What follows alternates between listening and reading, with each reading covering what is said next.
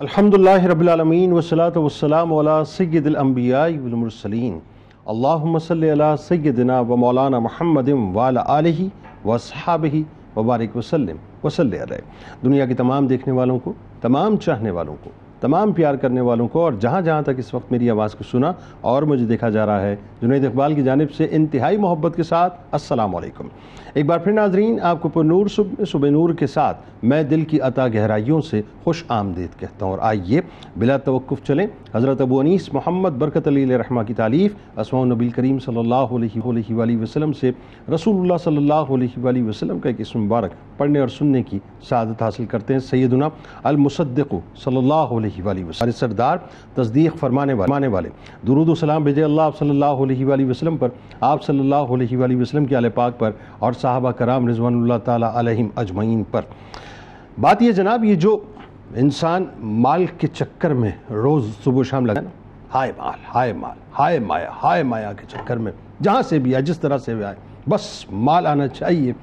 اس حدیث پاک کو ذرا توجہ سے سن لیجئے کہ حضرت ابو دردہ رضی اللہ تعالیٰ عنہ سے روایت ہے، سرکار مدینہ صلی اللہ علیہ وآلہ وسلم نے ارشاد فرمایا کہ بندہ میرا مال کہتا رہتا ہے، حالانکہ اس کے مال کے صرف 3 حصے ہیں۔ ایک وہ جو کھا کے ختم کر دیا، دوسرا وہ جو پہن کر بوسیدہ کر دیا، اور تیسرا وہ جو راہ خدا میں دے کر جمع کر لیا، اور اس کے علاوہ جو کچھ ہے سب ختم ہو جانے والا ہے، اور وہ اسے دوسرے لوگوں کے لیے چھوڑنے والا ہے۔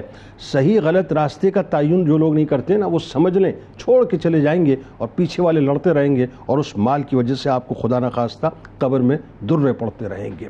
آغاز کرتے ہیں صاحب، آج بڑا ہی لطیف پروگرام ہوگا، کیونکہ آج ہستی ایسی ہیں، یعنی آئیے اس عظیم المرتبت اور عالی شان بارگاہ کا ذکر پاک کرتے ہیں جو اس کائنات کی انبیاء کرام علیہ السلام کے بعد ٹاپ آف دا لائن قبیل کے ممبر ہیں جناب، یعنی جنہیں تاجدار کائنات صلی اللہ علیہ وآلہ وسلم نے حکیم الامت کا لقب عطا فرمایا، جو حافظ قرآن بھی تھے، جو اپنے وقت کے عظیم المرتبت مفسر بھی تھے، محدث بھی تھے، فقیہ بھی تھے، اور مجتہد بھی تھے۔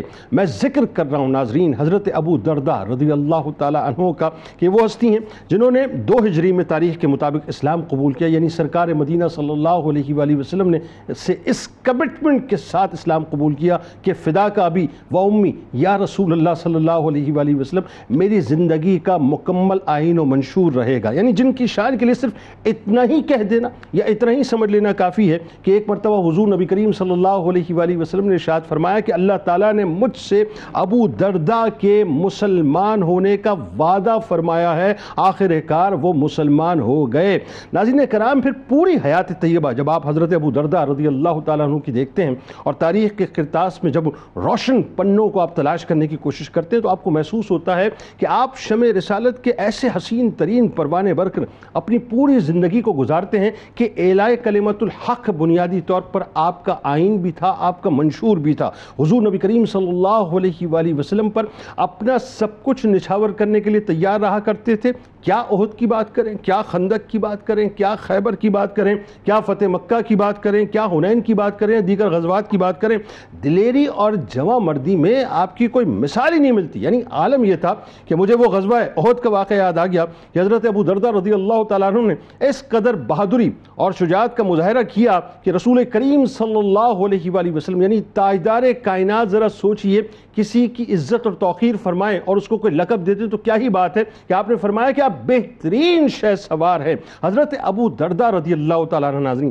بائی نیچر، بائی ڈیفالٹ بہت صالح تھے، بہت متقی تھے، اور حسن اخلاق کے پیکر تھے، یعنی اللہ تعالیٰ نے آپ کو یوں سمجھ لیجئے وہ خلق عطا فرمایا تھا کہ آپ بنیادی طور پر رسول کریم صلی اللہ علیہ وآلہ وسلم کے سچے فالوور تھے، اور عالم یہ تھا کہ آپ زہد و ورع کی بات کریں، آپ قناعت کی بات کریں، آپ توکل کی بات کریں، یا دنیا سے بے رغبتی کی بات کریں اور خوف خدا کی بات کریں، تو یہ تمام باتیں جو ہیں مجسم آپ کی ہستی کے اندر نظر آتی تھیں۔ عالم یہ تھا کہ خوف خدا میں اس حد تک آپ مستغرق رہتے تھے کہ آپ یہ فرماتے تھے کہ کل بروز محشر اگر اللہ نے یہ پوچھ لیا کہ جو علم تو نے حاصل کیا تھا اس پر عمل کیوں نہیں کیا۔ یہ حضرت ابو درداء رضی اللہ تعالیٰ عنہ ہیں جو انڈورز جنتی ہیں، اس میں کوئی دوسری رائے نہیں ہے۔ حضرت ابو درداء رضی اللہ تعالیٰ عنہ ناظرین ہر لمحے نیکیاں کمانے کے جذبے سے سرشار رہا کرتے تھے، یعنی دن میں روزہ رکھا کرتے تھے، رات کو اللہ کی عبادت کیا کرتے تھے، اور علم کا مقام یہ تھا، علم کا عالم یہ تھا کہ آپ جس وقت لوگوں کو دروس دیا کرتے تھے تو تاریخ بتاتی ہے کہ ایک جم غفیر آپ کے ارد گرد رہا کرتا تھا، اور اس کا نقشہ کچھ اس انداز سے بیان کیا جاتا ہے کہ جیسے بادشاہ کے گرد خدام رہا کرتے ہیں، اسی انداز سے حضرت ابو درداء رضی اللہ تعالیٰ عنہ کے گرد لوگ یعنی سوالی بن کے علم کی پیاس بجھانے کے لیے باقاعدہ حاضر ہوا کرتے تھے۔ فقہ کا معاملہ ہو، تفسیر کا معاملہ ہو، حدیث کا معاملہ ہو، شعر کا معاملہ ہو، کوئی بھی جہد ہو، وہ جہد جب حضرت ابو درداء رضی اللہ تعالیٰ عنہ کی بارگاہ میں آتی تھی تو وہ یقیناً حل کے ساتھ آیا کرتی تھی۔ آج ہم مل کے ناظرین انہی کا ذکر پاک کریں گے۔ ہمارے ساتھ جو شخصیات ہیں وہ یقیناً کسی تعارف کے محتاج نہیں۔ پہلی شخصیت ممتاز عالم دین جناب مفتی محمد فرحان شیخ صاحب تشریف فرما ہیں۔ دوسری شخصیت ممتاز اسکالر جناب پروفیسر علامہ شرجیل احمد خان صاحب تشریف فرما ہیں، اور تیسری شخصیت ممتاز عالم دین جناب علامہ شعیب عباسی صاحب تشریف فرما ہیں۔ تینوں احباب کو السلام علیکم، خوش آمدید۔ اور آخر میں ملک کے ممتاز شناخواں جناب محمد فہیم قادری صاحب منقبت کا نذرانہ پیش کریں گے۔ سب سے پہلے آپ سے آغاز کرتے ہیں، ایک تو جو ظاہر کائنات کی سب سے بڑی بارگاہ، اس بارگاہ سے کسی کو کوئی، میں یہ نہیں کہتا کیونکہ لفظ ادنا یہاں پہ بنتا نہیں ہے، کوئی بھی لقب مل جائے، کوئی بھی ٹائٹل مل جائے تو وہ اس کائنات کا سب سے بڑا ٹائٹل ہو جاتا ہے۔ حکیم الامت کا لقب آپ کو عطا ہو گیا بارگاہ رسالت میں آپ سے، ایک تو اس پہ گفتگو کیجیے۔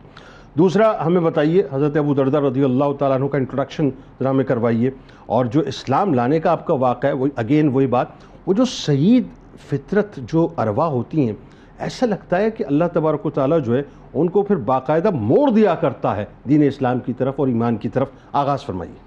بسم اللہ الرحمن الرحیم، الحمدللہ والصلاة والسلام علی رسول اللہ۔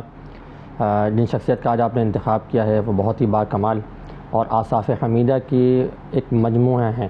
ان کی ذات میں اللہ تبارک و تعالی نے وہ اوصاف جمع فرما دیے ہیں کہ جس کا شمار نہیں کیا جا سکتا، اور انہی اوصاف کو پیش نظر رکھتے ہوئے اگر میں ان کا القاب کے ساتھ نام ذکر کروں تو کچھ نام یوں بنتا ہے کہ حکیم الامہ، رفیق القرآن، محافظ حدیث، عالم با عمل، کیا اچھا ہے، صوفی با صفا، زاہد الامہ، تارک الدنیا، وعدہ الہی اور منشأ رسول صلی اللہ تعالی علیہ وسلم، سبحان اللہ، عویمر بن زید المعروف ابو درداء رضی اللہ تعالی، سبحان اللہ سبحان اللہ، ماشاء ان کا اللہ۔ اصل میں جو نام ہے وہ عمیمر ہے، اور ان کا جو لقب ہے اور جو کنیت ہے وہ ابو درداء ہے۔ ان کی بیٹی کا نام درداء تھا، اسی نسبت سے یہ رکھا گیا ہے۔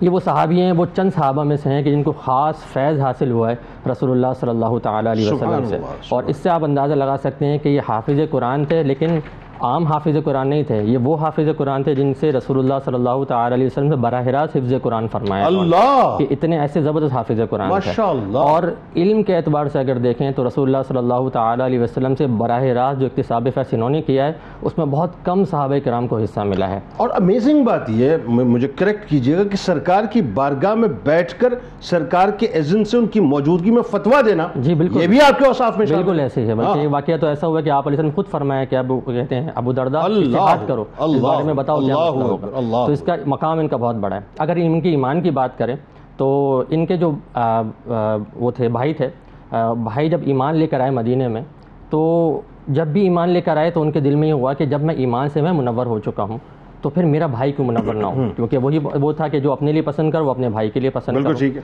تو اب انہوں نے کوشش کرنا شروع کر دی، انفرادی کوشش جسے ہم کہتے ہیں، اور مختلف اعتبارات سے وہ ان کی کاؤنسلنگ کرنا شروع کر دی۔ جب یہ دیکھا کہ ان کے اوپر کچھ نہ کچھ اثر ہو رہا ہے لیکن ایسا کوئی معاملہ نہیں ہو رہا کہ یہ کفر سے ایمان کی طرف آ جائے، تو وہ مسلسل ان کو سمجھاتے رہے، لیکن پھر ان کے ذہن میں آئی کہ اسٹریٹجی ایسی بنانی پڑے گی کہ جس کی وجہ سے ایمان سے کفر سے ایمان کی طرف آ جائیں۔ یہ اسلامی بھائی کی بات ہو رہی ہے نا بنیادی طور، ان کے اسلامی بھائی تھے؟ جی بالکل ایسے ہی ہے۔ تو جب یہ ان کے گھر پہ گئے، اور ایسے ٹائم پہ گئے کہ جب یہ گھر پہ موجود نہیں تھے، تو داخل ہوتے ہیں اور اس کمرے میں داخل ہو جاتے ہیں کہ جہاں پر ان کا بت رکھا ہوا تھا، اور عمومی طور پہ بت پہ کپڑا ڈال کے رکھتے تھے، تو ایک ہتھوڑا پڑا ہوا تھا، ہتھوڑا اٹھاتے ہیں اور بت کو توڑنا شروع کر دیتے ہیں۔ اسی اسنا میں ان کی جو زوجہ ہیں وہ آ جاتی ہیں اور وہ چیخنا چلانا شروع کر دیتی ہیں کہ اے بھائی تم نے یہ کیا کیا ہے، تم نے تو ہمیں برباد کر دیا، ہمیں نامراد کر دیا۔ لیکن وہ ایک بات نہیں سنتے اور پورے بت کو توڑ کے رکھ دیتے ہیں اور اس کے بعد چلے جاتے ہیں۔ جیسا ابو درداء رضی اللہ تعالیٰ عنہ تشریف لے کر آتے ہیں تو وہ دیکھتے ہیں کہ یہ کیا ماجرا ہے کہ بیوی رو رہی ہے اور یہ توڑ پھوڑ ہوئی ہوئی ہے۔ تو وہ بیان کرتی ہیں کہ آپ کے جو بھائی ہیں در حقیقت انہوں نے یہ سارا معاملہ کیا ہے۔ تو پہل تو ان کو بہت غصہ آتا ہے اور وہ کہتے ہیں کہ یہ کیا ہے، لیکن جیسے ہی غصہ ٹھنڈا ہوتا ہے تو پھر اللہ تبارک و تعالیٰ ان کے دل میں ایمان کی شمع کو روشن کر دیتا ہے اور بولتے ہیں کہ اگر واقعی اس بت میں بھلائی ہوتی، واقعی یہ کوئی طاقت رکھتا ہوتا تو اپنی ضرور حفاظت کرتا۔ بس جیسے ہی یہ خیال آتا ہے رسول اللہ صلی اللہ تعالیٰ علیہ وسلم کی بارگاہ میں حاضر ہو جاتے ہیں اور ایمان کو قبول کر لیتے ہیں۔ سبحان اللہ۔ اب ذرا دیکھیں کہ یہ وہ ذات ہیں، یہ وہ شخصیت ہیں کہ جنہوں نے ایمان کو فقط اپنی زبان تک محدود نہیں رکھا یا صرف بیان کرنے تک محدود نہیں رکھا ہے، بلکہ اپنے اوپر نافذ بھی کیا ہے۔ جیسے ہم کہتے ہیں نا کہ لیٹر اینڈ اسپرٹ کے ساتھ اسلام کو اپنی ذات پہ نافذ کر دینا، اس طریقے سے جب نافذ کیا تو اس کے اثرات پوری سوسائٹی پہ نظر آنے لگے، اور سب سے زیادہ جو نظر آئے وہ ان کی فیملی پہ نظر آئے۔ اسی ان کی عمل کی وجہ سے ان کی فیملی جو ہے وہ کنونس ہوئی اور اس نے بھی ایمان لے کر آئے، اور صرف وہ اسی مقام پہ نہیں رہی بلکہ وہ اس سے آگے بڑھی، اور وہی زہد و تقویٰ کا جو مقام ان کا تھا، ان کے جو گھر والے تھے ان کا بھی وہی مقام حاصل ہوا۔ بالکل ان کا مقام ہے۔ تو یہ دیکھیں کہ یہ جب انسان اس طرح کرتا ہے کہ جب اسلام کو اسپرٹ کے ساتھ اپنے اوپر نافذ کرتا ہے تو اس کے اثرات اس تک نہیں رہتے بلکہ اس کے فیملی تک بھی رہتے ہیں۔ بالکل صحیح۔ پھر اسی طرح کے ساتھ دیکھیں کہ نبی کریم صلی اللہ تعالیٰ علیہ وسلم کی بارگاہ میں جب یہ حاضر ہوئے ہیں تو بس پھر ساری چیزوں کو ترک فرما دیا ہے، اور یہ بیان ہوگا کہ انہوں نے تجارت بھی ترک فرما دی ہے اور علم کے اکتساب میں لگ گئے ہیں، اور ایسے لگے ہیں کہ پھر ابو درداء رضی اللہ تعالیٰ عنہ اس ٹاپ آف دی لائن میں شمار ہوتے تھے کہ جن کو فتویٰ دینے کی اجازت تھی۔ یہ صرف چند صحابہ کرام رضی اللہ تعالیٰ عنہ تھے، کسی اور کو اس بات کی اجازت نہیں تھی، اور یہ قرآن کی تعلیم بھی بہت اچھی دیا کرتے تھے، اور قرآن کے جو حافظ تھے اس کی قرات کرتے تھے وہ بھی بڑی کمال ہوا کرتے تھے۔ تو اس اعتبار سے دیکھیں تو ان کی جامعیت دیکھیں کہ ہر اعتبار سے دین اسلام کے لیے بہت ہی زیادہ فائدہ مند ثابت ہوئے ہیں۔ اور غزوات کی بات کریں تو صرف غزوہ بدر کے علاوہ، کیونکہ اس وقت وہ ایمان لے کر نہیں آئے تھے، بقیہ تمام غزوات میں انہوں نے شامل ہوا، جیسے آپ نے بیان کیا کہ آپ علیہ السلام نے ان کے شہ سواری کی بھی تعریف فرمائی اور ان کو لقب عطا فرمایا کہ حکیم الامہ، اور اس کی بنیادی وجہ جو ہے نا وہ یہ کہ ان کے اندر خوف خدا بہت زیادہ تھا، جس کی وجہ سے ان کی زبان سے حکمت بھرے اقوال جاری ہوتے تھے۔ اور ایک بڑی خاص بات اس میں بڑی خوبصورت آپ نے تمہید فرمائی، جزاک اللہ خیرہ۔ ایک بات جو بڑی خاص میں بڑا ایک مسنگ فیکٹر آج مسلمانوں میں دیکھتا ہوں، آپ دیکھیے کہ حضرت ابو درداء رضی اللہ تعالیٰ عنہ کی بات ہو رہی ہے، بیک وقت حافظ قرآن، بیک وقت ایک عالم یعنی فقیہ، محدث، مفسر، اور پھر بیک وقت ایک مجاہد، اور بیک وقت ایک عبادت گزار بھی۔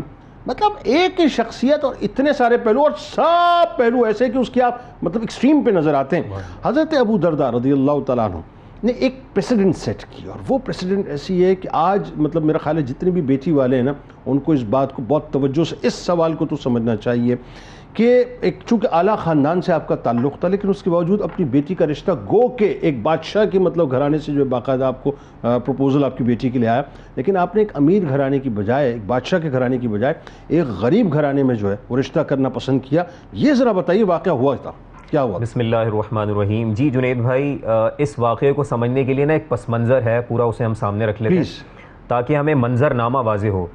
اب یہ دیکھیں کہ رسول اللہ صلی اللہ علیہ وسلم نے جب اہل ایمان کی تربیت فرمائی ہے تو تربیت کے نتیجے میں ان کا دنیا کو دیکھنے کا لینس بدل گیا۔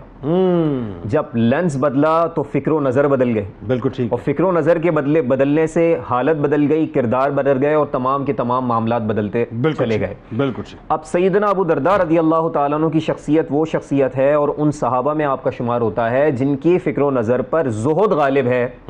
اب جب زہد غالب ہے تو اس کی کیفیت آپ کی شخصیت پر نظر بھی آتی ہے اور ڈیسیژنز میں بھی نظر آتی ہے۔ ایگزیکٹلی۔ اب یہ ایک بڑا میجر ڈیسیجن ہے زندگی کا، یعنی بیٹی ہے، لخت جگر ہے، اور یہ وہ حالت ہے، منظرنامہ یہ ہے جنید بھائی کہ یہ وقت کہ جب دنیا بیٹی کے رشتے کے معاملے میں حساسیت کھو چکی تھی، سینسیٹیوٹی ختم ہو چکی تھی. رسول اللہ علیہ الصلوۃ والسلام نے آ کر اور آپ نے تربیت فرما کر سینسیٹائز کیا لوگوں کو کہ بیٹی ہوتی کیا ہے، اس کو زندہ درگور کر دیا جاتا تھا. رسول اللہ علیہ الصلوۃ والسلام نے ایک صحابی سے بار بار واقعہ سنا نا، زندہ درگور، اور بار بار آپ علیہ الصلوۃ والسلام کی آنکھوں سے اشک رواتے. تو گویا کہ آج جو اب معاشرہ سینسیٹائز ہو گیا ہے نا، اس کا نقطہ آغاز رسول اللہ علیہ الصلوۃ والسلام کی ذات ہے اور آپ کی تعلیمات. یہ اتنی سینسیٹیوٹی بڑھ گئی ہے. اب بیٹی جو اتنے قریب ہو، لختے جگر ہو، اور اس کی زندگی کا معاملہ ہے، اس کی زندگی کا فیصلہ لینے جا رہے ہیں. اب آپ یہ دیکھیں کتنا مطلب ایک ہائی سٹیک ڈیسیجن ہے زندگی. بالکل صحیح. یہاں پر جب آپ نے رشتہ کیا ایک غریب گھرانے میں، تو پھر لوگوں نے تان کیا کہ بھائی ایسی کیا دشواری تھی، ایسی کیا پریشانی تھی، اتنے اچھے اچھے رشتے آ رہے ہیں. یعنی اچھے سے مراد یہ کہ اچھی فیملیز سے آ رہے ہیں، ویل اسٹیبلش فیملیز سے آ رہے ہیں، اسٹیبل ہیں فائنینشلی، اور بادشاہ کے گھرانے سے بھی ایک رشتہ. میں وہی تو کہہ رہا ہوں. تو آپ کو کیا یہ پڑی تھی کہ آپ نے غریب گھرانے میں اپنی بیٹی کا رشتہ کر دیا؟ تو آپ نے جواب دیا. آپ نے فرمایا دیکھو بات یہ ہے کہ اگر میں کسی دولت مند شخص کے پاس اپنی بیٹی کا رشتہ کر دیتا، اس گھرانے میں چلی جاتی، تو مال و دولت کی فراوانی ہوتی، اور صبح و شام مال و دولت دیکھنا نصیب ہوتا، وہ ساری کی ساری آسائشیں ہوتی، تو پھر دل بھی تو وہیں لگ جاتا، اس مال میں دل لگ جاتا، اس دنیا کے اندر لگ جاتا، اور الٹیمیٹلی دنیا کی محبت دل پر غالب آ جاتی. میری میں یہ نہیں چاہتا کہ میری بیٹی کے دل پر دنیا کی محبت غالب آ جائے. اور فرمایا کہ پھر اس صورت میں مجھے لگتا ہے کہ ایسا ایمان بھی کیسے سلامت رہے. تو گویا کہ وہ جو زہد تھا وہ چاہتے تھے کہ بیٹی کے دل پہ بھی غالب ہی رہے. نہ صرف مجھ پر، میرے خاندان کے ایک ایک فرد پر زہد غالب رہنا چاہیے کہ دنیا سے بے رغبتی اور بے نیازی برقرار رہے. اور جب ایسا ہوگا تو اللہ کی محبت حاصل ہوگی، اور ایسا ہوگا تو لوگوں کی محبت بھی حاصل ہوگی. اور پھر گویا کہ آپ علیہ الصلوۃ والسلام کے اس فرمان پر بھی آپ نے عمل کیا جس میں آپ نے فرمایا اذا خطب الیکم من تردون دینہ وخلقہ فزوجوہ. اگر ایسا رشتہ آئے کہ جس کے دین سے، جس کے اخلاق سے تم مطمئن ہو جاؤ، تم رضامند ہو جاؤ، تو پھر رشتہ کر دو، ایسی جگہ پر شادی کر دو. الا تفعلوا، اگر تم ایسا نہیں کرتے، تکن فتنۃ فی الارض وفساد عریض، تو اس کا رزلٹ یہ نکلے گا کہ اس سے پھر فتنہ پھیلے گا، فساد پھیلے گا. اور رسول اللہ علیہ جو 4 آپشنز ہیں سرکار علیہ السلام کی حدیث مبارکہ میں، اس پہ ذرا گفتگو کیجئے کہ سرکار نے پک اینڈ چوز کے لیے فرمایا کہ جو دینداری ہے اس کو بالکل پیمانہ رسول اللہ علیہ الصلوۃ والسلام نے جو عطا کیا ہے نکاح کے معاملے میں، فرمایا کہ تنکح المرأۃ لاربعین، 4 وجوہات سے عورت سے نکاح کیا جاتا ہے. لمالہا، اس کے مال کی وجہ سے، ولی حسبہا، اس کے حسب یعنی جو بھی بیک گراؤنڈ ہے خاندان کا، ولی جمالہا، اس کے حسن کی وجہ سے، ولی دینہا، اور اس کے دین کی وجہ سے. آپ نے فرمایا فاظفر بذات الدین تربت یداک، بس دین کو ترجیح دو تو تمام معاملات ٹھیک ہو جائیں گے. تو گویا کہ رسول اللہ علیہ الصلوۃ والسلام کے ہی فرمان کو آپ نے اتنے بڑے ڈیسیجن میں اپنے سامنے رکھا. اور اس میں ایک بات پروفیسر صاحب، اس پہ بھی تھوڑا سا آپ کائنڈلی مطلب ذرا نظر کیجئے نا، اب اس کو ریلیٹ کیجئے آج کے دور میں چند جملوں میں، کہ آج ایک باپ کی خواہش یہ ہوتی ہے کہ میری بیٹی میں کسی ایسے گھر میں بیاؤں جہاں اچھا فرنشڈ جو ہے مطلب فلیٹ ہو، یا ایٹ لیسٹ مطلب بنگلہ ہونا چاہیے، ورنہ ایٹ لیسٹ فلیٹ ہونا چاہیے. لڑکے کے پاس اگر گاڑی ہو تو بہت اچھا ہے، ورنہ ایٹ لیسٹ بائک ہونی چاہیے. لڑکا بزنس کرتا ہو تو بہت اچھا ہے، ورنہ ایٹ لیسٹ اچھی جاب ہو، تاکہ میری بچی جو ہے وہ اپنا شان سے رہے، اس کو کوئی تکلیف نہ ہو. یہ مزاج ہمارا ہے. باقی جگہوں پہ ہم کمپرومائز کر جاتے ہیں، بھائی ٹھیک ہے سنبھال لے گی جانے کے بعد. لیکن ابو درداء رضی اللہ تعالیٰ نے بتلایا کہ نہیں، یہ کمپرومائزنگ فیکٹر یہاں ہونا بھی نہیں چاہیے. کیا فرمائیں گے؟ بالکل. اس میں میں عرض کرنا چاہوں گا کہ دیکھیں جب ان بنیادوں پر نکاح کر دیا جاتا ہے نا، مال و اسباب کی فراوانی دیکھ کر، تو جو رزلٹ چاہ رہے ہیں الٹیمیٹلی وہ رزلٹ بھی حاصل نہیں ہو پاتا. جو سکون ہم متلاشی ہیں بچی کے لیے، تو اس میں تو وہ کردار اور اخلاق اور دین تھا اس کا.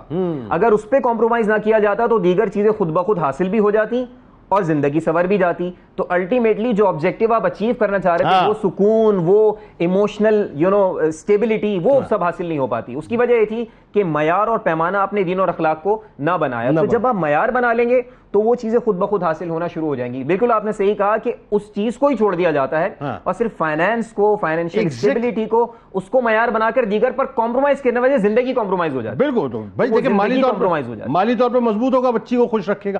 وہ معلوم ہی نہیں ہے صاحب، وہ دینداری اگر نہیں ہے تو پھر کیا خاک خوش رکھے گا وہ. اچھا اب ذرا ایک بڑی اہم ترین بات، اور یہ حضرت ابو درداء رضی اللہ تعالیٰ عنہ کی حیات طیبہ میں ہمیں خاص طور پہ نظر آتی ہے. یعنی اللہ کے ہوئے تو ایسے اللہ کے ہوئے کہ تجارت کو بھی چھوڑ دیا اور مکمل طور پہ چھوڑ دیا اور صرف عبادتوں میں لگ گئے. یہاں 2 باتیں بڑی اہم ہیں، اور میں چاہتا ہوں میں سوال فلوٹ کر دوں، آپ کنٹینیوسلی پھر اس پہ گفتگو کیجئے کہ ہمارے یہاں جب ابو دردہ رضی اللہ تعالیٰ عنہ کو پڑھا جاتا ہے یا ان کے واقعات سنائے جاتے ہیں تو مجھے لگتا ہے تشنگی اس اعتبار سے کہ تجارت اگر حلال ہے اور مقصد یہ ہے کہ گھر والوں کو پالنا ہے تو وہ بھی عین عبادت ہے، تو عبادت کو چھوڑ کے عبادت اختیار کرنا ذرا بتلائیے۔ اعوذ باللہ من الشیطان الرجیم، بسم اللہ الرحمن الرحیم۔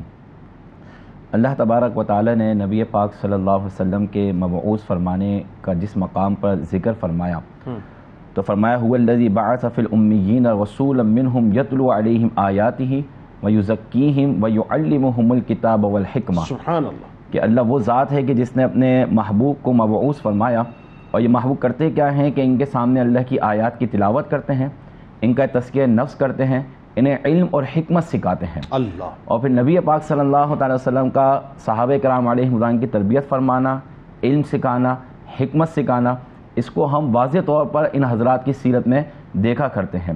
اور حضرت ابو دردہ رضی اللہ تعالی عنہ کی اگر بات کی جائے تو آپ نے جو قرآن کی آیات اللہ کے نبی صلی اللہ علیہ وسلم سے سیکھی تو اس طرح سیکھیں کہ ان افراد میں آپ کا شمار ہو گیا کہ جنہیں بہترین قاری قرآن کہا جاتا تھا، جنہیں بہترین قرآن کو سمجھنے اور سمجھانے والا کہا جاتا تھا۔ اسی طرح آپ کے تزکیہ نفس کی اگر بات کریں تو اس میں بھی آپ اس لحاظ سے نمایاں ہمیں نظر آتے ہیں کہ ایمان لانے کے بعد سب کچھ چھوڑ کر اللہ ہی کے آپ ہو گئے، اور دیگر حضرات بھی ہمیں اس طریقے سے نظر آتے ہیں، اور ان صف میں جو ہے وہ حضرت ابو دردہ رضی اللہ تعالی عنہ ہمیں صف اول میں نظر آتے ہیں۔ اسی طریقے سے مراد یعنی دنیا کے معاملات کو آپ نے چھوڑا، تجارت کو چھوڑا اور دیگر معاملات کو چھوڑ کر اللہ ہی کے ہو گئے۔ اسی طریقے سے اگر حکمت کی اگر بات کریں تو پھر جیسے ذکر کیا کہ اللہ کے نبی صلی اللہ علیہ وسلم کے زمانے اقدس سے آپ نے حکیم امت کا لقب پایا، تو یہ ساری تمام کی تمام کوالٹیز جو حضرت ابو دردہ رضی اللہ تعالیٰ عنہ میں ہمیں واضح طور پر نظر آتی ہیں۔ آپ کے ذوق عبادت کی اگر بات کی جائے تو آپ خود ارشاد فرماتے، ابن عساکر نے اس کو ذکر کیا، فرماتے ہیں کہ جب نبی پاک صلی اللہ علیہ وسلم نے اعلان نبوت فرمایا تو اس وقت میں تجارت کیا کرتا تھا، اور میری کوشش یہ ہوتی تھی کہ میں تجارت بھی ساتھ رکھوں اور عبادت بھی ساتھ رکھوں۔ ٹھیک ہے، یعنی ابتدائی کوشش یہ ہے کہ تجارت اور عبادت دونوں ایک ساتھ ہونی چاہیے۔ تو اس سے ہمیں آپ ہی کی ذات سے درس ہمیں حاصل ہو گیا کہ اگر آپ اس طریقے کا معاملہ کر سکتے ہیں کہ عبادت بھی آپ پائے درجے کی کریں اور ساتھ ساتھ جو ہے وہ آپ کی تجارت کے معاملات بھی چلتے رہیں، تو پھر دونوں کو لے کر جو ہے وہ چلنا یہی آپ کا درس ہے۔ اس کے بعد پھر آپ اپنی ذات کے حوالے سے بیان فرماتے ہیں کہ لیکن میں ایسا نہ کر سکا۔ اچھا، یہ آپ کا زہد و تقویٰ کے اعلیٰ مقام پہ آپ فائز تھے دیگر حضرات کی طرح، تو آپ نے فرمایا کہ میں نے تجارت کو چھوڑ دیا، کیوں؟ اور اس کی وجہ یہ بیان فرمائی، آگے آپ فرماتے ہیں کہ اس ذات کی قسم جس کے قبضے قدرت میں میری جان ہے کہ اگر مسجد کے دروازے کے پاس میری دکان ہو، میں روز کے 40 دینار اللہ کی بارگاہ میں صدقہ کروں اور میری نماز میں بھی کوئی خلل نہ ہو، تب بھی میں تجارت کو ناپسند کرتا ہوں۔ اچھا، وجہ اس کی کیا ہے؟ سوال یہ پیدا ہوتا ہے کہ تجارت بھی جو ہے وہ حلال ہے، بالکل اس کی وجہ کیونکہ حدیث میں آتا ہے، حدیث میں آ گیا حلال تجارت جو ہے وہ خود ایک عبادت ہے۔ بالکل، اللہ کے نبی صلی اللہ علیہ وسلم نے ارشاد فرمایا طلب کسب الحلال فریضۃ بعد الفریضہ، کہ حلال مال کا طلب کرنا یہ ایک فرض کے بعد دوسرا فرض ہے۔ سبحان، بلکہ ایماندار تاجر کا حشر جو ہے وہ انبیاء اور شہداء کے ساتھ ہوگا، بالکل اس کی فضیلتیں ملتی ہیں۔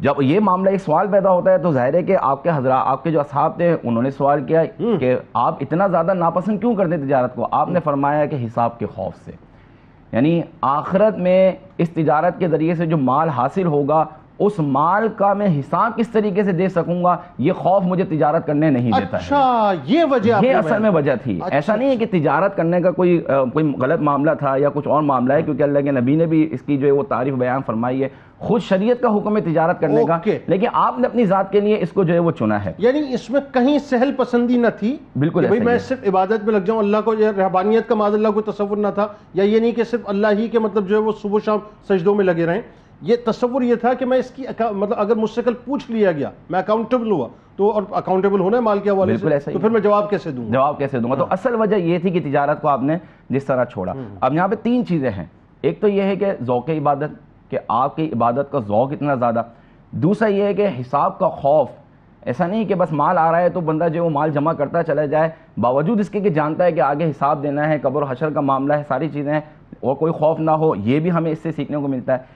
تیسری جو چیز ہے کہ ہمیں اپنے عمل پہ بھی تھوڑا سا غور کرنا چاہیے۔ آج ہم تجارت کی وجہ سے کاروبار کی وجہ سے، بزنس کی وجہ سے، اپنی جاب کی وجہ سے عبادت کو کمپرومائز کرنا شروع کر دیتے ہیں، فرض نماز چھوڑنا شروع کر دیتے ہیں، رمضان کے روزے اس لیے چھوڑ دیتے ہیں کہ جاب پہ جانا ہے. بالکل. تو یہ ہمیں حضرت ابو درداء رضی اللہ تعالیٰ عنہ کی سیرت سے یہ سیکھنا چاہیے. لوگ تراویح چھوڑ دیتے ہیں اس لیے دکان کھولنی ہے. بالکل ایسا ہی ہے. گاہک آنے والا پوری رات بیٹھے رہتے ہیں. ہاں بالکل ایسا ہی ہے. تو یہ ایک معاملہ ہے کہ اس میں ہمیں یہ درس حاصل کرنا چاہیے. اس کے علاوہ آپ کی دنیا سے بے رغبتی کی اگر بات کی جائے تو محسوس یہ ہوتا ہے کہ آپ رضی اللہ تعالی عنہ نے نبی پاک صلی اللہ علیہ وسلم کی اس حدیث کو اپنے دامن سے تھام لیا تھا کہ جسے امام مسلم نے اپنی صحیح میں ذکر کیا. اللہ کے نبی صلی اللہ علیہ وسلم نے ارشاد فرمایا کہ آخرت کے مقابلے میں دنیا کی مثال ایسے ہے جیسے تم میں سے کوئی دریا میں اپنی انگلی کو ڈبوئے اور دیکھے کہ اس کے ساتھ کتنا پانی آیا ہے. سمندر میں انگلی ڈبونے کے بعد کتنا پانی آیا ہے. تو جتنا پانی آیا ہے بس یہ دنیا یا آخرت کے مقابلے میں ایسی ہی ہے. بالکل ٹھیک ہے. ناظرین ہمارے ساتھ جڑے رہیے. سرکار علیہ السلام کی بارگاہ میں، ان کی آل کی بارگاہ میں درود پاک کا نذرانہ پیش کیجیے. حضرت ابو درداء رضی اللہ تعالیٰ عنہ کیا کمال اور کیا شاہکار ہستی ہیں. امت کی جو اصلاح ہے اس کا جو جذبہ آپ کے اندر تھا، یہ پرتاؤ تھا سرکار مدینہ صلی اللہ علیہ وآلہ وسلم کا. اس پر گفتگو کریں گے. اور اگین وہی بات، رضی اللہ تعالیٰ عنہ ورضوان، یعنی اللہ تعالیٰ جن سے راضی، جو اللہ سے راضی، اسٹیمپڈ جنتی، لیکن اس کے باوجود خوف آخرت. اور آج ہمارا معاملہ کیا ہے صاحب؟ دندناتے پھر رہے ہیں دنیا کے اندر. درود پاک پیش کیجئے. لوٹ کے سلسلے کو یہیں سے جوڑتے ہیں.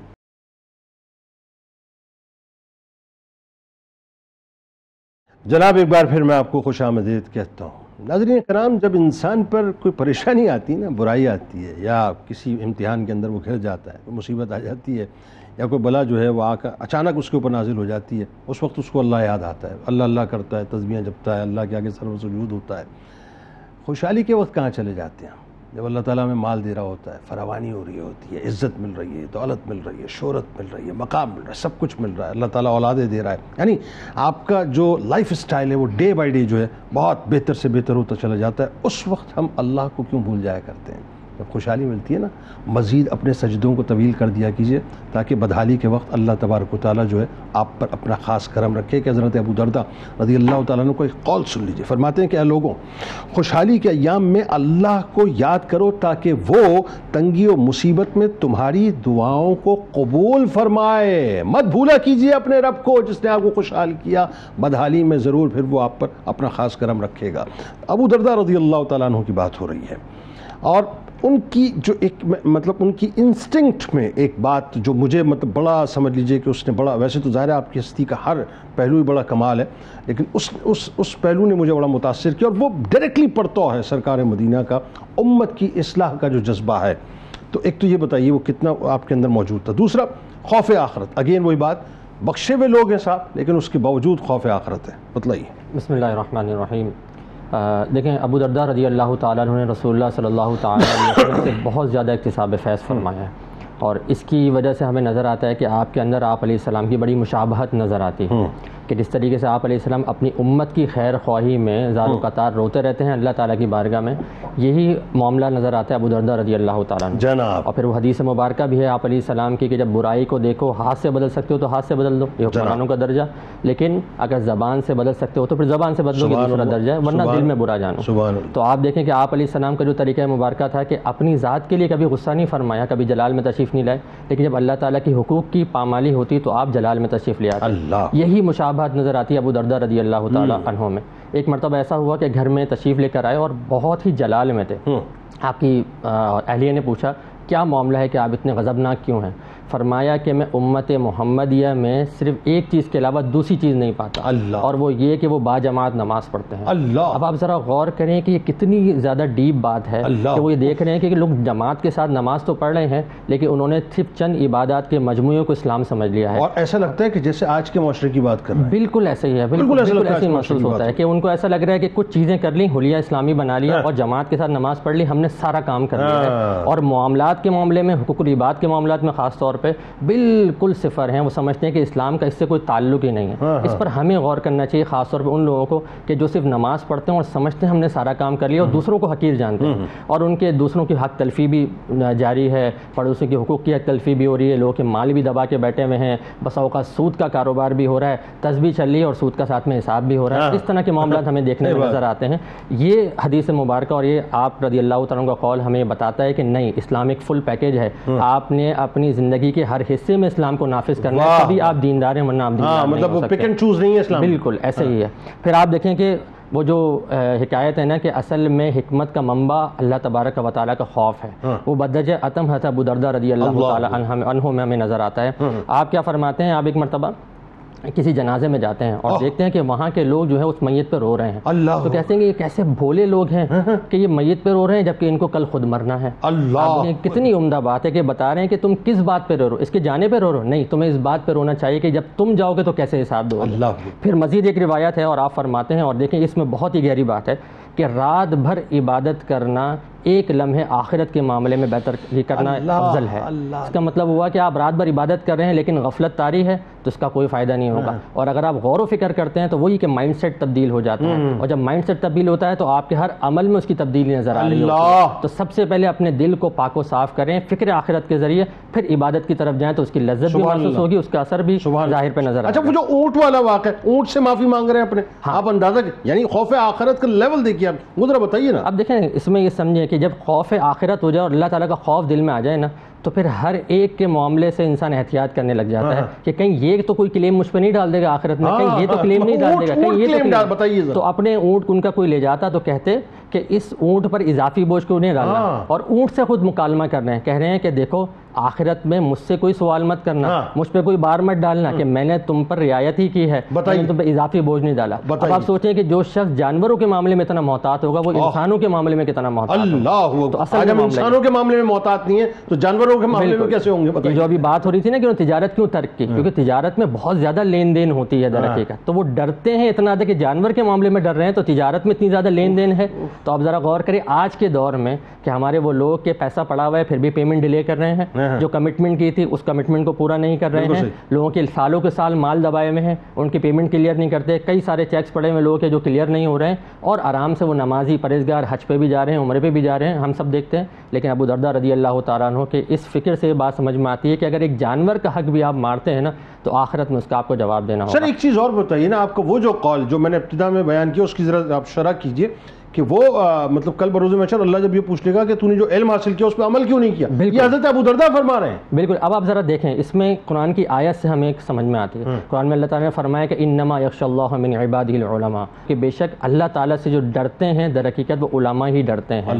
یعنی جتنا زیادہ علم ہوتا ہے اللہ کی معرفت ہوتی ہے اتنا زیادہ ہی اللہ کا خوف دل میں ہوتا ہے. اسی حوالے سے ایک اور قول ہے، وہ فرماتے ہیں کہ اگر کل بروز قیامت مجھ سے یہ پوچھ لیا گیا کہ ابو درداء کہ تم نے علم حاصل کیا نہیں کیا، تو کہا اگر میں کہوں گا کہ ہاں علم حاصل کیا تو فرمائیں گے قرآن کی وہ آیات جو حکم والی آیات ہیں اور ممانعت کی آیات ہیں وہ ان پر پیش کر دی جائیں گی کہ کیا ان پر بھی تم نے عمل کیا نہیں کیا. تو پھر میں کیا جواب دوں گا؟ پھر فرماتے ہیں کہ میں ایسے علم سے کہ جو نفع نہ دے اور ایک ایسے نفس سے جو سیر نہ ہو اور ایسی دعا سے جو اللہ تعالیٰ قبول نہ فرمائے، اس سے اللہ تعالیٰ کی پناہ میں آتا ہوں. اب آپ ذرا دیکھیں کہ جتنا زیادہ علم ہے اتنی زیادہ تواضع ہے، اتنی انکساری ہے، اتنا اللہ تبارک و تعالیٰ کا خوف ہے. تو اس کو یہ سمجھنا چاہیے آج کل خاص طور پہ ہمارے دور میں کہ جو صاحبان علم ہیں، جو اس علم کی راہ پہ کے مسافر ہیں، ان کو یہ غور کرنا چاہیے کہ کیا واقعی ہم اپنے علم پر اتنا عمل کر رہے ہیں نہیں کر رہے ہیں. ہماری ذات سے وہ فیوز و برکات ظاہر ہو رہے ہیں جو صحابہ کرام سے ہوتے تھے یا اس جیسے ہوتے تھے؟ وہ تبھی ہو سکتا ہے کہ جب علم پر عمل کیا جائے، ورنہ اس کے بعد اس سے بغیر نہیں ہو سکتا. بہت خوبصورت. پروفیسر صاحب آئیے ذرا، میں چونکہ حضرت ابو درداء رضی اللہ تعالیٰ عنہ کے ذکر پاک میں چاہتا ہوں کہ ان کے جو پر حکمت اقوال ہیں ان پہ ضرور گفتگو. کیا مطلب ایسا لگتا ہے جیسے موتی پرو دیے آپ نے، اور ہر لفظ جو ایک نصیحت لے کے آپ کے سامنے کھڑا ہوتا ہے. ایک تو یہ کہ اقوال کے بارے میں بتائیے. دوسرا جو حضرت ابو درداء رضی اللہ تعالیٰ عنہ کی خاص بات نظر آتی ہے کہ 3 چیزیں آپ کو بڑی محبوب تھیں، وہ بھی بتائیے وہ چیزیں کیا ہیں ذرا. جی جنید بھائی، کہا جاتا ہے کہ words change thoughts and thoughts shape behaviour. جو الفاظ ہوتے ہیں وہ فکر کو بدلتے ہیں، بالکل ٹھیک ہے، اور جو افکار ہیں وہ شخصیت اور کردار کو بدل دیتے ہیں. ایسا ہی وہیں سے کردار اور رویے جنم لیتے ہیں. اچھا، آپ نے فرمایا کہ 3 چیزیں ایسی ہیں کہ اگر یہ نہ ہوتی تو میں پھر موت کو ترجیح دیتا، پھر تو موت بہتر ہے اگر یہ 3 چیزیں نہ ہوتی. وہ 3 چیزیں کیا آپ نے فرمایا؟ نمبر 1 یہ کہ میں دنوں رات اپنے رب کو سجدے کروں، اللہ ہر وقت سجدے میں رہے میرا سر، اللہ، یہ چیز مجھے محبوب ہے. دوسرا فرمایا کہ سخت گرمی کے دنوں میں روزے سے ہوں، یعنی بھوکا پیاسا اللہ کی ذات کے لیے. تیسرا ان لوگوں کے حلقے میں رہوں، ان لوگوں کی صحبت میں رہوں جو بہترین کلام، خیر کلام کرتے ہیں، خیر کی باتیں کرتے ہیں. تو یہ 3 چیزیں ہیں تو بس پھر یہی بہتر ہے پھر. تو اب آپ یہ دیکھیں کہ تینوں چیزوں کی گہرائی. سب سے پہلی بات تو یہ کہ ہر وقت اللہ کی یاد، یعنی رسول اللہ علیہ الصلوۃ والسلام نے فرمایا، آپ کا فرمان ہے کہ تم تمنا کرو کہ اس حال میں موت آئے کہ تمہاری زبان اللہ کے ذکر سے تر ہو. آمین. اللہ. تو یہ تمنا بندہ مومن کی ہونی چاہیے کہ اس طرح سے ہر وقت ذکر الہی سے زبان ہماری تر ہو. پھر آپ دیکھیں کہ اللہ کی ذات کے لیے روزے رکھنا ہے، اور پھر سخت گرمی کے اندر اس کیفیت میں وہ لطف آپ کو آتا تھا، ایسی لطف اور چاشنی جو نا وہ لینا پسند فرمایا. اور پھر یہ ہے کہ جو رسول اللہ علیہ الصلوۃ والسلام نے فرمایا نا کہ من کان یؤمن باللہ والیوم الآخر فلیقل خیرا او لیصمت، فرمایا کہ جو بندہ آخرت پر ایمان رکھتا ہے، روز آخرت کو مانتا ہے، اس کو چاہیے کہ یا تو وہ خیر کی بات کرے یا پھر خاموش رہے. اگر نہیں ہے اس کے بعد کچھ کہنے کو، اچھی بات نہیں ہے، تو پھر خاموشی سب سے بڑا سرمایہ ہے. بالکل. ادروائز اس کو اچھی بات ہی کرنی چاہیے. تو آپ فرماتے ہیں ایسوں کی صحبت میں رہنا پسند کرتا ہوں میں. پھر آگے آپ نے فرمایا کہ کمال درجے کا تقوی یہ ہے. دیکھیں تقوی کے درجات ہیں. اس طرح ابھی ہم جتنی گفتگو سن رہے تھے نا،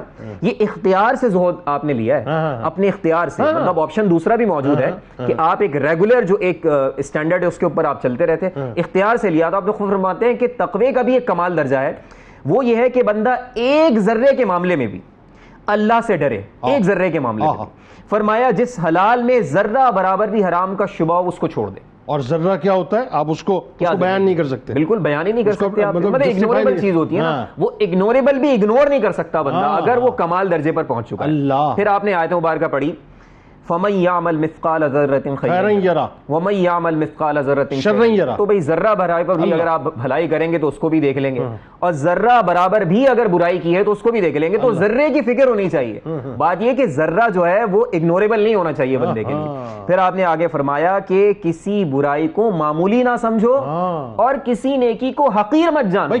دونوں طرف انڈر ایسٹیمیٹ نہیں کرنا. نہ برائی کو تم نے انڈر ایسٹیمیٹ کرنا ہے، نہ تم نے اچھائی کو. اچھائی کا تھوڑا سا موقع ملے کر ڈالو، اور برائی سے تھوڑا سا بھی بچنے کا موقع مل رہا ہے تو بچ جاؤ. اس کی فلسفی یہ ہے کہ برائی کرتے وقت جو لذت ہے وہ ختم ہو جائے گی، برائی رہ جائے گی. اور نیکی کرتے وقت جو ہے وقت گزر جائے گا مشقت میں، لیکن اس کے بعد نیکی جو ہے وہ آپ کے لیے پہاڑ کی صورت اختیار کر جائے گی. اللہ اکبر. تو یہ تربیت کے سارے راستے ہیں جو فراہم کیے. گویا کہ ہم کہہ سکتے ہیں کہ رسول اللہ علیہ الصلوۃ والسلام کی جو تعلیمات ہیں، آپ کے جو اقوال، آپ کی جو احادیث ہے نا، اس کا ریفلیکشن ہے ان کی تعلیمات کے اندر. اس لیے آپ علیہ الصلوۃ والسلام کا فرمان ہے خیر القرون قرنی، سب سے بہترین زمانہ میرا زمانہ ہے، اس کے بعد آنے والا، پھر اس کے بعد آنے والا، پھر جھوٹ عام ہو جائے گا. تو یہ بہترین زمانے کے کردار ہیں. اچھا اس میں پروفیسر صاحب ایک اور بات، ان کی ہستی کا ایک اور پہلو مجھے یاد آیا، اس پہ بھی ذرا آپ گفتگو کیجئے. فقر و فاقہ بھی رہتا تھا، ظاہر ہے چونکہ تجارت چھوڑ دی تھی وہ معاملات، لیکن اگر کوئی مہمان مطلب آپ کے پاس آ جاتا تو مہمان نوازی بڑی پرباش کیا کرتے تھے آپ. ایک واقعہ ہے نا کہ وہ مہمانوں کی مطلب آپ نے جو ہے کھانا وغیرہ بھیجا، لیاف نہیں بھیجا، تو مہمانوں نے شکوے کے لیے مطلب حاضر ہو کے جو شکوہ کرنا چاہا، لیکن دیکھا کہ اس سردی کے عالم میں جو ہے گرم کپڑے تک جو ہے میاں بیوی کا موجود نہ تھے. آپ دیکھیے کہ وہ فرمایا کہ ہم تو سب آگے بھیج دیا کرتے ہیں. یہ جو فلسفی، یہ بالکل یہ فلسفی وہی ہے جو مال کے 3 حصوں کا آپ نے ذکر کیا نا. تو جو باقی رہ جانے والا مال تھا وہ تو وہی تھا جو اللہ کی ذات کے لیے کام کر رہے ہیں. آپ لوگوں کے لیے کر رہے ہیں، مہمانوں کے لیے کر رہے ہیں، اپنی ذات کے لیے تو آپ نے سب چیزوں کو ایک جانب کر دیا. اور پھر آپ دیکھیں کہ آپ سے لوگوں نے ایک دفعہ پوچھا، آپ نے ایک دفعہ فرمایا کہ میں تو دل کے منتشر ہونے سے اللہ کی پناہ مانگتا ہوں. اللہ. اب آپ سے پوچھا گیا کہ حضور فرمائیں کہ دل کا منتشر ہونا کیا ہے؟ فرماتے ہیں منتشر ہونا دل کا یہ ہے کہ میرے چاروں جانب مال ہی مال ہو، میرا دل سارا کا سارا اس مال میں لگ جائے اور اعمال صالحہ سے میں کوتاہی برتوں. تو اگر اعمال صالحہ کا جو میرا معاملہ ہے وہ دور ہو گیا تو اس کا مطلب میرا دل منتشر ہو چکا ہے. آگے آپ نے فرمایا جو موت کو اکثر یاد کرتا ہے، فرماتے ہیں جو موت کو اکثر یاد کرتا ہے اس کا دل حسد کے جذبات سے ختم ہو جاتا ہے. اللہ. حسد اس کے دل سے خود ہی نکل جاتا ہے. اب آپ دیکھیں کتنی زیادہ یہ جیلسی فیکٹر اس معاشرے میں آپ کو پایا جاتا ہے نا. اب فرمایا موت کو یاد کرو گے نا یہ حسد خود ہی ایلیمنیٹ ہو جائے گا. یہ ایک طرح سے ایموشنل انٹیلیجنس کا ایک فیکٹر آپ نے بیان فرما دیا. پھر آخر میں ایک اور آپ کا فرمان ہے، آپ سے پوچھا گیا بھائی بہترین کام کیا ہے؟ آپ نے فرمایا التفکر والاعتبار. یہ غور و فکر میں جو ساعتیں گزرتی ہیں اور دنیا میں آس پاس جو کچھ ہو رہا ہے اس پر جو آپ اس سے عبرت حاصل کر رہے ہیں، یہ بہترین کام ہے. کیا بات، اسی سے ساری بھلائی کے راستے نکلتے ہیں. کیا بات ہے جی، سبحان اللہ. سلامت رہیے. کیا خوبصورت گفتگو ہے جی. آخر میں ذرا علامہ صاحب بہت ضروری ہے حضرت ابو درداء رضی اللہ تعالیٰ عنہ کہ اب علمی مقام مرتبے پہ بات کی جائے، کیونکہ ظاہر ہے ان کے مجاہدانہ کردار پہ بات کر لی، ایک عابد کی حیثیت سے ہم نے گفتگو کر لی، لیکن جو علمی اسٹریچر آپ کا تھا صاحب وہ بھی کمال ہے، اس پہ گفتگو کیجیے. دوسرا مرویات کی جو سعادت آپ کو ملی یہ بھی کوئی چھوٹی سعادت نہیں. میرے سرکار علیہ السلام کی احادیث کی مرویات جو ہیں وہ آپ سے مطلب جو ہے باقاعدہ پھر ظاہر سنائی جاتی ہیں. بتائیے. اعوذ باللہ من الشیطان الرجیم، بسم اللہ الرحمن الرحیم. کسی شخص کے علمی مقام کو جاننے کا ایک ذریعہ یہ بھی ہے کہ اس کے شاگرد کو دیکھا جائے کہ وہ شاگرد کس طریقے. اگر شاگرد علم کی بلندیوں پر ہوں تو آپ اندازہ لگا سکتے ہیں کہ جو استاد ہوں گے ان کا مقام کیا ہوگا. بالکل ٹھیک ہے. بالکل. حضرت ابو دردہ رضی اللہ تعالی عنہ کا علمی مقام اس لحاظ سے بھی اگر دیکھا جائے تو آپ کے شاگردوں میں کون کون شامل ہیں؟ حضرت انس بن مالک رضی اللہ تعالی عنہ، سبحان اللہ، آپ کے شاگردوں میں شامل. اللہ. حضرت عبداللہ بن عمر رضی اللہ تعالی عنہ، وہ آپ کے شاگردوں میں شامل. اسی طرح حضرت عبداللہ بن عباس رضی اللہ تعالی عنہ، آپ بھی آپ کے شاگردوں میں شامل. اور سعید بن مسیب رضی اللہ تعالی عنہ، آپ بھی آپ کے شاگردوں میں شامل. یعنی یہ تمام حضرات کو اگر ہم دیکھتے ہیں تو علم کی بلندیوں پر یہ فائز ہیں. تو ان کے جو استاد ہیں حضرت ابو دردہ رضی اللہ تعالیٰ عنہ، تو آپ کے علمی مقام کا کیا عالم ہوگا. اسی طریقے سے پھر آپ کے علم سے محبت دیکھیے، اور جو شروع میں ذکر کیا کہ اللہ کے نبی صلی اللہ تعالیٰ علیہ وسلم کی بارگاہ میں رہتے ہوئے آپ فتویٰ دیا کرتے تھے. آپ نے جو اللہ کے نبی صلی اللہ علیہ وسلم کی اجازت سے آپ نے فتوے دیے آپ کی موجودگی میں، تو اس سے بھی آپ کے علم مقام کا جو اندازہ لگایا جا سکتا ہے. پھر آپ کے علم کی محبت کی اگر بات کی جائے تو آپ نے جب اہل دمشق کو خطبہ دیا تو اس میں فرمایا کہ خبردار علم حاصل کرو، کیونکہ علم سکھانے اور سیکھنے والا اجر میں برابر ہے، اور ان دونوں کے علاوہ کسی شخص میں بھلائی نہیں ہے. اچھا، یعنی ترجیحات آپ کی یہ ہونی چاہیے کہ دیگر کام کے ساتھ ساتھ آپ جو ہے وہ علم دین بھی حاصل کرتے رہیں، علم دین بھی سیکھتے رہیں اور سکھاتے رہیں. یہ آپ کا ایک پیغام ہے امت کو کہ علم دین سیکھنے اور سکھانے والے میں بھلائی ہے، لہذا یا تو تم سیکھنے والے بن جاؤ یا سکھانے والے بن جاؤ. کیسا ڈیلیما ہے آج، کیسا ڈیلیما ہے. یعنی 1450 برس بعد وہاں یہ فرما رہے ہیں، اور آج صورتحال یہ ہے کہ ہم سیکھنے کی بجائے جو ہے ٹک ٹاک کے اوپر رقص کر رہے ہیں اور اس سے ڈالر کمانے میں لگے. حقیقت بات ہے. اور یہ وہی زمانہ ہے کہ جس میں اللہ کے نبی صلی اللہ علیہ وسلم نے جس کے بارے میں جو ہے وہ بیانات فرمائے تھے کہ ایسا زمانہ آئے گا کہ جو گھروں میں جو ہے وہ رقص کی محفلیں سجائی جائیں گی. آج دیکھیں کہ وہی معاملہ جو ہے، اور یہ اس میں جو سب سے بڑا جو فیکٹ ہے وہ ہے علم دین سے دوری، کہ جس کی طرف جو حضرت ابو دردہ رضی اللہ تعالیٰ عنہ توجہ دلا رہے ہیں. اسی طریقے سے پھر آپ کی مزید آپ کے علمی مقام کی بات کی جائے تو حضرت سیدنا معاذ بن جبل رضی اللہ تعالیٰ عنہ نے جب آپ کے وصال کا وقت قریب آیا تو آپ سے عرض کی گئی کہ آپ کچھ وصیت فرمائیے. تو آپ نے فرمایا کہ آپ نے 3 مرتبہ ارشاد فرمایا کہ علم اور ایمان کی تلاش میں رہا کروں. اور پھر آپ نے کچھ افراد کا ذکر فرمایا، ان میں حضرت ابو دردہ رضی اللہ تعالیٰ عنہ کا بھی ذکر فرمایا کہ علم حاصل کرو ابو دردہ سے. اللہ اکبر. یعنی صحابی رسول حضرت معاذ بن جبل رضی اللہ تعالیٰ عنہ جن کا مقام اپنے مقام پر جو ہے بہت بلند ہے، آپ فرما رہے ہیں کہ علم حاصل کرو ابو دردہ سے. اس سے بھی آپ کے علم مقام کو پہچانا جا سکتا ہے. اسی طرح حضرت مسعود فرماتے ہیں کہ میں نے دیکھا کہ اللہ تبارک و تعالیٰ نے اپنے نبی کو جو علم عطا فرمایا وہ اللہ کے نبی نے پھر اپنے اصحاب میں کنورٹ کیا، اور ان میں جو نمایاں شخصیت ہمیں نظر آتی ہے وہ حضرت ابو دردہ رضی اللہ تعالیٰ عنہ نظر آتی ہے. اسی طریقے سے حضرت ابو ذر غفاری رضی اللہ تعالیٰ عنہ نے آپ کو مخاطب کر کے فرمایا کہ اس وقت روئے زمین پر اور آسمان کے نیچے آپ سے زیادہ بڑا عالم میں نہیں جانتا کسی. اللہ. یعنی ایسے حضرات جو ہے وہ گواہی دے رہے ہیں آپ کے علم کے حوالے سے کہ جن کا اپنا مقام و مرتبہ بہت ہی بلند ہے، وہ گواہی دے رہے ہیں آپ کے علم کی، اور اس سے آپ جان سکتے ہیں کہ آپ کا علمی مقام کتنا بلند. اور یہی وجہ ہے نا وہ جو میں نے ابتدا میں بات کی کہ مسجد نبوی میں جب آپ تشریف لے جا رہے ہیں تو آپ کے ارد گرد جو مطلب اسٹوڈنٹس ہیں وہ ایسے اپنے منٹور کے ارد گرد ہیں کہ جیسے ایک بادشاہ کو جو پروٹوکول ملتا ہے، ایسے خداموں کی طرح آپ کے ارد گرد. حضرت عبداللہ بن سعید فرماتے ہیں کہ میں نے آپ کو دیکھا اس حال میں کہ آپ مسجد نبوی شریف میں تشریف لا رہے ہیں اور لوگ آپ کے علم ارد گرد ہیں، اور وہ علم اور لوگوں میں بھی کون ہیں؟ فرماتے ہیں اہل علم لوگ ہیں. اللہ. عام لوگ بھی نہیں، اہل علم لوگ ہیں کہ جو آپ سے سوال کر رہے ہیں، کس کے بارے میں؟ تفسیر کے بارے میں جان رہے ہیں، قرآن کے بارے میں جان رہے ہیں، شعر کے بارے میں جان رہے ہیں. یعنی ہر ایک سائل کو آپ جو ہے وہ آپ بغیر اس کے مسئلے کے حل کے جو ہے وہ بھیجا نہیں کیا کرتے تھے. ہر ایک چیز جو ہے وہ آپ کے بارگاہ سے حاصل کیا کرتے تھے. مرویات کی بات کریں تو آپ سے تقریباً 179 حدیث جو ہے وہ روایت ہیں، اور ان میں جو اس میں جو چنا گیا ہے وہ یہ ہے کہ حضرت ابو دردہ رضی اللہ تعالیٰ عنہ فرماتے ہیں کہ نبی پاک صلی اللہ علیہ وسلم نے ارشاد فرمایا کہ قیامت کے دن تم لوگ اپنے اور اپنے باپ کے نام سے پکارے جاؤ گے. پھر فرمایا لہذا اپنے بچوں کے اچھے نام رکھو. تو پھر فرمایا کہ اپنے بچوں کے نام جو ہے وہ اچھے نام رکھا کرو. اسی طرح دوسری حدیث میں مبارکہ ہے، آپ فرماتے ہیں کہ نبی پاک صلی اللہ علیہ وسلم نے ارشاد فرمایا کہ کسی چیز کی محبت تمہیں اندھا بہرا نہ کر دے. یعنی محبت جو ہے وہ انسان کو، چاہے وہ بچوں کی محبت ہو، چاہے وہ زوجہ کی محبت ہو، چاہے وہ دیگر گھر والوں کی محبت ہو، مال کی محبت ہو، وہ تمہیں اندھا بہرا نہ کر دے. ایسا نہ ہو کہ تمہیں اس طرح تم اپنا رویہ رکھو کہ اللہ کے احکامات کو تم پس پوچھ ڈالتے رہو. اسی طرف اللہ نے بھی ارشاد فرمایا کہ یا ایھا الذین آمنوا لا تلھکم اموالکم واولادکم فی سبیل اللہ، کہ اے ایمان والو کہ تم جو ہے وہ تمہارے مال اور تمہاری اولاد جو ہے وہ تمہیں اللہ کی راہ سے غافل نہ کر دے. تو اس کی طرف یہاں پہ اشارہ فرمایا کہ کسی چیز کی محبت تمہیں اندھا بہرا نہ کر دے. تو ان تمام اقوال سے ہمیں پتہ چلتا ہے کہ نام اچھے رکھنا اور پھر دیگر جو روایات آپ سے مروی ہیں اس سے بھی ہمیں اپنی زندگی کے لیے مشعل راہ جو ہے وہ ملتی ہے. سبحان اللہ. بہت شکریہ آپ تینوں احباب کا اس دعا کے ساتھ کہ کل بروز محشر حضرت ابو درداء رضی اللہ تعالیٰ عنہ کا صدقہ ذکر کرنے والوں اور سننے والوں کو اللہ تعالیٰ عطا فرمائے. کتاب الشفا، دنیا و آخرت کی بھلائی ہر مسلمان چاہتا ہے. سن لیجئے اس وظیفے کو. جو شخص سورہ بقرہ کی آیت نمبر 201 کثرت کے ساتھ پڑھے گا انشاءاللہ اسے دنیا و آخرت کی بھلائی نصیب ہوگی. کون سی آیت؟ ربنا آتنا فی الدنیا حسنۃ وفی الآخرۃ حسنۃ وقنا عذاب النار. اچھا جی، حضرت ابو درداء رضی اللہ تعالیٰ عنہ کا قول مبارک بھی ساتھ ساتھ سن لیجئے. فرماتے ہیں کہ آخرت کے معاملات میں لمحے بھر کے لیے غور و فکر کرنا ساری رات کی نفلی عبادت سے بہتر ہے. روزنامہ 92 نیوز میں آج مضمون ضرور پڑھیے گا حضرت ابو درداء رضی اللہ تعالیٰ عنہ کے حوالے سے. ایکس پہ میں فالو کر لیجئے، فیس بک پیج کو لائک کر کے یوٹیوب چینل کو ضرور سبسکرائب کر لیجئے. آپ اپنی روح سے تجدید عہد وفا لا یؤمن احدکم حتی اکون احب الیہ بوالدہ وولدہ والناس اجمعین. اللہ تعالیٰ آپ کا، ہمارا، ہم سب کا، پاکستان کا، امت مسلمہ کا، خاص طور پہ غزہ کے رہنے والوں، لبنان کے رہنے والوں، پورے مشرق وسطیٰ اور اب تو پوری مسلم امہ کے لیے خاص طور پہ دعا کیجیے. صورتحال خدا نخواستہ اب مزید جو ہے وہ خرابی کی طرف جاری. اللہ تعالیٰ رحم فرمائے، اللہ تعالیٰ مسلمانوں کا حامی و ناصر ہو. ملک کے ممتاز ثناء خان جناب محمد فہیم قادری صاحب ہمارے ساتھ موجود ہیں. آپ کو خوش آمدید. السلام علیکم. آپ سے منقبت کا نذرانہ سنیں گے. پاکستان کا مطلب کیا؟ لا الہ الا اللہ محمد رسول اللہ صلی اللہ علیہ وآلہ وسلم.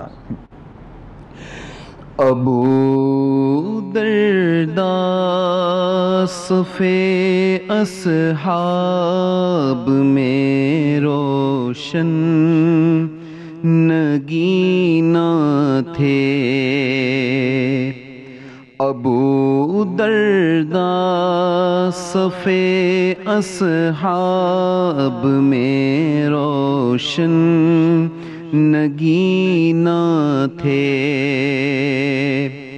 ابو درداء صفِ اصحاب میں روشن نگینا تھے.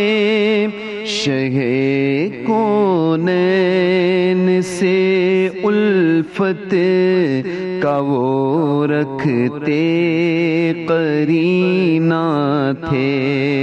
شہ کونین سے الفت کا وہ رکھتے قرینہ تھے. زبان اوحا ما اوحا سے سنتے تھے کتاب حق. زبان اوحا ما اوحا سے سنتے تھے کتاب حق. نبی کے ساتھ وہ کرتے تلاوت میں شبینہ تھے. نبی کے ساتھ وہ کرتے تلاوت میں شبینہ تھے. علوم دینیا میں رب نے دی تھی دسترس ان کو. علوم دینیا میں رب نے دی تھی دسترس ان کو. معارف کے سمندر میں وہ ایک نوری سفینہ تھے. معارف کے سمندر میں وہ ایک نوری سفینہ تھے، تھی فقہ پر بھی نظر ساجد، محدث تھے مفسر تھے، تھی فقہ پر بھی نظر ساجد، محدث تھے مفسر تھے، ابو درداء دکھاتے اہل باطل کو آئینہ تھے، ابو درداء دکھاتے اہل باطل کو آئینہ تھے، ابو درداء صفے اصحاب میں روشن نگینا تھے، شہ کونین سے الفت کا وہ رکھتے قرینہ تھے۔